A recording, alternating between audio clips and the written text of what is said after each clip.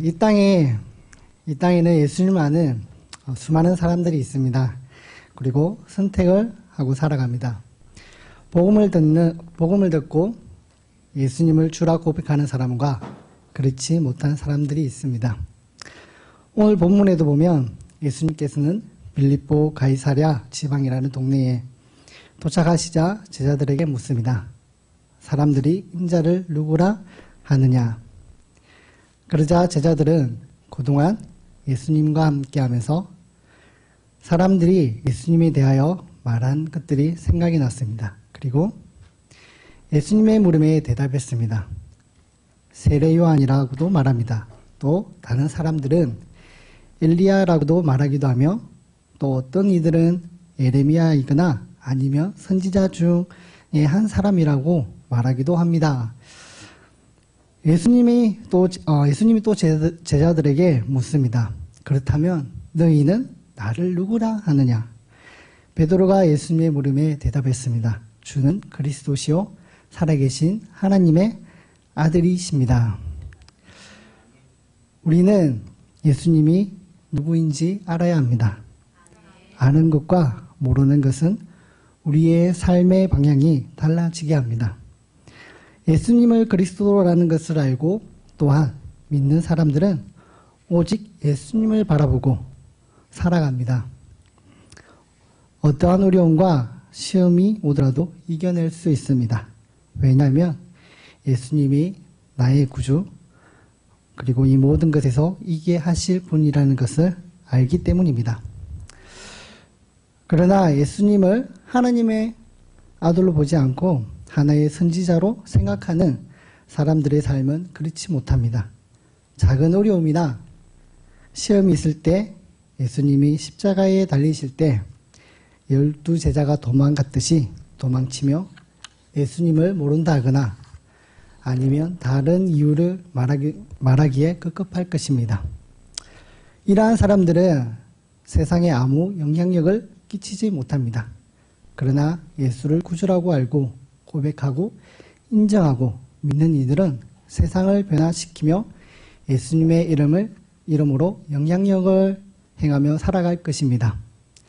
오늘 이 시간 예수님께서는 우리들 개개인들에게 한 명 한 명에게 묻습니다. 다른 사람들은 나를 어떻게 말하고 있느냐? 그리고 너는 나를 어떻게 생각하느냐? 예수님은 오늘 여기에 있는 저와 여러분에게 묻습니다. 다른 사람의 생각이 아닌 나 자신의 생각을 물으십니다. 예수님을 누구라고 생각하십니까? 우리는 베드로처럼 주는 그리스도시요 살아계신 하나님의 아들이십니다 라고 고백하시기를 바랍니다. 그리고 믿으시길 바랍니다. 또한 그러한 고백을 다 하셨기에 여기 예배의 자리에 참석한 줄 믿습니다. 오늘 본문 17절 보면 예수님께서 말씀하십니다. 바요나 시모나 내가 복이 있도다. 이것을 알게 한 이는 혈과 육이 아니요 하늘에 계신 내 아버지이시니라. 말씀에서 보았듯이 우리가 예수님을 그리스도라고 고백한 것은 우리의 어떠한 공부와 나의 노력으로 되어진 것이 아닙니다. 바로 하나님의 은혜로 되어진 것입니다. 우리 주위에만 둘러봐도 알 수 있습니다. 예수님을 아는 것과 믿는 것은 다른 것입니다. 많은 사람들이 예수님에 대해서 듣고 알지만 안다고 하여서 다 예수를 구주라고 고백하지는 않습니다. 나의 입술로 예수님을 나의 그리스도라고 고백하셨다면 이 모든 것은 하나님의 은혜인 것입니다. 먼저 믿게 된 우리는 자만한 게 아니라 겸손한 마음으로 날마다 감사하며 살아야 합니다. 이 모든 것이 하나님의 은혜로 된 것이기 때문입니다. 잠시 우리 오누미 얘기를 좀 하자면요. 예, 지금 우리 오누미가 좀 많이 아픈 중에 있습니다. 예, 기도해 달라고 하는 건 아니고요. 예, 감사합니다. 근데 우리 오누미가 아픈 것을 보면서 저는 우리 오누미가 그냥 무럭무럭 잘 클 줄만 알았습니다. 그런데 아픈 것을 보면서 얼마나 부모의 사랑과 손길이 많이 가는지 알게 되었습니다. 우리가 크기까지 얼마나 부모의 사랑과 노력과 인내와 그러한 수고가 있었는지 알게 되었습니다. 그런 믿음을 생각하면서 우리가 지금 믿게 된 것이 나의 노력으로 된 것지만 단순히 나의 입으로 고백한 것으로 된 것 같지만 그렇지만 그 이전에 하나님이 우리를 믿게 하기 위해서 얼마나 수고와 남모르게 눈물과 고뇌와 고통과 인내와 그 사랑으로 우리에게 믿음을 전했는지 고민하고 또한 감사하게 되었습니다. 우리가 믿기까지 우리의 노력으로 된 것이 아니라 바로 하나님의 은혜로 된 것입니다. 그러한 하나님의 사랑을 우리가 믿으시길 바랍니다. 예수님께서 또 말씀하십니다. 예수님을 그리스도라고 고백하는 이것이 복이라고 오늘 말씀하고 있습니다. 하나님이 우리에게 많은 물질을 주셔서 아니면 힘이나 어떠한 재능이나 그러한 것을 우리에게 주신 것 때문에 복이 아니라 바로 예수님을 그리스도라고 고백하고 또한 아는 것을 하나님은 복이라고 말씀하고 계십니다. 무엇보다 우리는 예수님을 믿는 것에 대한 감사를 해야 할 것입니다. 나에게 가장 큰 기적과 은혜가 무엇이냐고 묻는다면 하나님이 인간이 된 것과 또한 나의 죄 때문에 십자가를 지시고 부활하셨다는 것입니다. 이것이 가장 큰 기적이요 또한 가장 큰 은혜인 것입니다. 그리고 또한 가장 큰 은혜는 이 모든 것을 나로 하여금 믿음으로 받아들이고 예수를 나의 그리스도요 나의 구주라고 고백하는 것이 이것이 하나님이 나에게 주신 가장 큰 은혜인 것입니다. 우리는 이러한 예수님을 부끄러워해서는 안 되는 것입니다. 우리가 어디에 있든지 이러한 예수님을 당당하게 자랑하고 그 은혜에 날마다 감사해야 하는 것입니다. 우리가 믿는 예수님이 그리스도이시며 하나님의 아들이신 것을 믿는다면 우리는 세상에서 당당하게 그러나 교만하지 않고 겸손함으로 하나님께 감사하며 살아갈 것입니다. 이러한 사람은 나 자신이 그리스도인이라고 굳이 말하지 않아도 주위의 사람들이 우리가 그리스도인임을 알게 될 것입니다.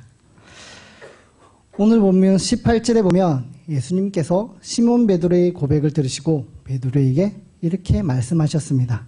너는 베드로라. 내가 이 반석 위에 내 교회를 세우리니 엄부의 권세가 이기지 못하리라.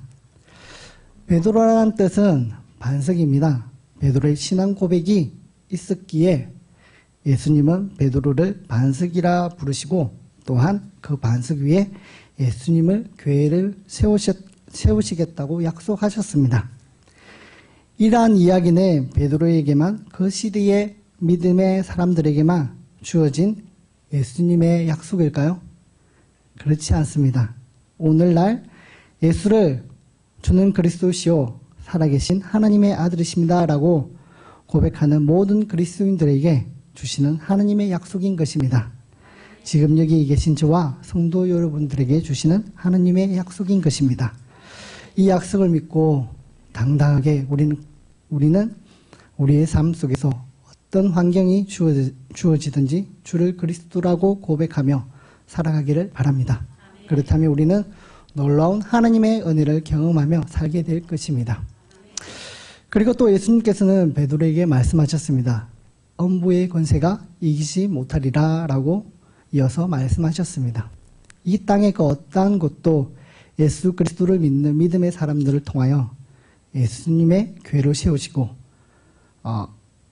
사람들을 통하여 예수님의 교회를 세우시고 이 교회를 세우신 이 교회를 어떠한 음부의 권세도 이길 수 없다는 것입니다.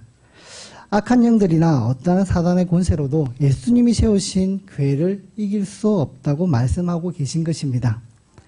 오늘날 예수님을 믿음으로 고백하는 그리스도인들이 모인 이곳이 교회인 것입니다. 교회는 우리의 힘으로 세운 것이 아니라 주님이 세우신 것입니다. 우리는 혼자서 신앙생활을 한다면 넘어지기 쉽습니다. 그러나 예수님이 세우신 교회 공동체 안에서 함께 한다면 우리는 어떠한 어려움 속에서도 넘어지지 않고 이길 수 있는 것입니다. 우리는 그리스도를 구주라고 고백한 사람들로서 예수님이 세우신 교회 공동체를 세워나가야 합니다. 어떠한 어려움이 있더라도 우리가 예수를 구주로 인정하고 교회로 세워나갈 때 하나님은 우리에게 어떠한 어려움에서 이길 수 있는 힘을 주실 것입니다. 믿고 힘내고 앞으로 나아가시기를 바랍니다. 예수님께서는 베드로에게 또한 천국 열쇠를 내게 주리니 내가 땅에서 무엇이든지 매면 하늘에서도 매일 것이요 내가 땅에서 무엇이든지 풀면 하늘에서도 풀리리라 라고 말씀하셨습니다. 여기서 열쇠는 어떠한 역할을 합니까? 열쇠는 아무도 열지 못하도록 하거나 그리고 그 문을 열 때 사용하는 것입니다. 예수님께서는 베드로에게 이 땅의 재물과 권력과 건강함과 평안함과 잘되는 열쇠를 맡기신 것이 아닙니다. 천국의 열쇠입니다. 천국의 열쇠는 말 그대로 천국의 문을 열거나 닫는 열쇠인 것입니다. 천국에 이르게 하는 것은 영원한 생명을 주시는 천국에 이르게 하고 영원한 생명을 주시는 분은 바로 예수님 자신입니다. 그리고 그 예수님께서는 복음을 위해 일하고 기도할 때 예수님께서 응답하시겠다고 약속하신 것입니다. 바로 예수님을 전해야 하는 사명을 맡기신 것입니다. 예수님께서 우리를 위해서 십자가를 지셨던 것처럼 너희도 나를 위해서 이 땅에 있는 동안 복음을 전하라고 말씀하고 계시는 것입니다. 마태복음 28장 18절에서 20절에 보면 예수님께서 나와 말씀하여 이르시되 하늘과 땅의 모든 권세를 내게 주셨으니 그러므로 너희는 가서 모든 민족을 제자로 삼아 아버지와 아들과 성령의 이름으로 세를 베풀고 내가 너희에게 분부한 모든 것을 가르쳐 지키게 하라. 볼지어다 내가 세상 끝날까지 너희와 항상 함께 있으리라 하시니라 라고 되어 있습니다.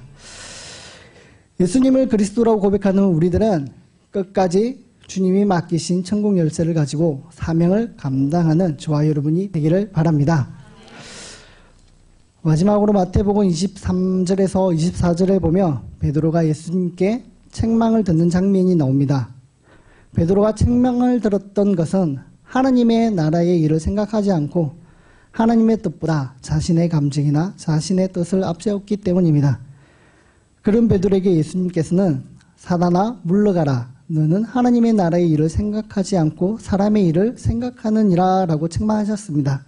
그리고 그 후에 예수님은 자신을 따라 오려거든 자기를 부인하고 자기 십자가를 지고 나를 따르라 라고 말씀하셨습니다. 우리는 그리스도인으로 날마다 하나님의 뜻을 물어야 합니다. 자신의 감정과 자신의 뜻을 따라서 안 되는 것입니다. 예수님께서는 하나님 나라의 일을 먼저 생각하시고 그리고 그 일을 위해서 십자가를 감당하셨던 것입니다. 그리고 예수님의 구주라고 고백하는 우리에게도 그렇게 하시기를 원하고 계십니다. 그 증거가 예수님께서 천국 열쇠를 우리에게 맡기신 것입니다. 복음을 전하다 보면 많은 어려움이 있을 것입니다. 우리나라가 복음을 위해 들어왔던 많은 선교사님들이 그랬고 우리 또한 복음을 위해 살아갈 때 잘 되지만은 않을 것입니다. 그렇기 때문에 주님은 자기의 십자가를 지고 주님을 따라오라고 말씀하시는 것입니다. 자신에게 주어진 환경에서 그리고 또한 물질로 어려움을 받거나 육체적으로 고통이 있거나 아니면 내면적으로나 마음의 고통으로 여러 가지 힘들게 해서 사단은 어떻게 해서든지 주님과 멀어지게 하며 주님을 따르지 못하게 할 것입니다. 그럼에도 우리는 예수님을 하나님의 아들이시며 그리스도시라고 고백하고 끝까지 따른다면 그 어떠한 악한 권세도 이러한 사람을 이길 수 없다고 주님께서 말씀하셨습니다. 그리고 주님께서는 자신이 그렇게 살아셨던 것처럼 우리도 예수 그리스도를 전하며 살아가기를 원하십니다. 우리는 천국 열쇠를 맡은 자로서 우리의 십자가를 지고 2016년에도 주님 앞에서 후회가 없는 저와 여러분이 되기를 바랍니다. 기도하시겠습니다.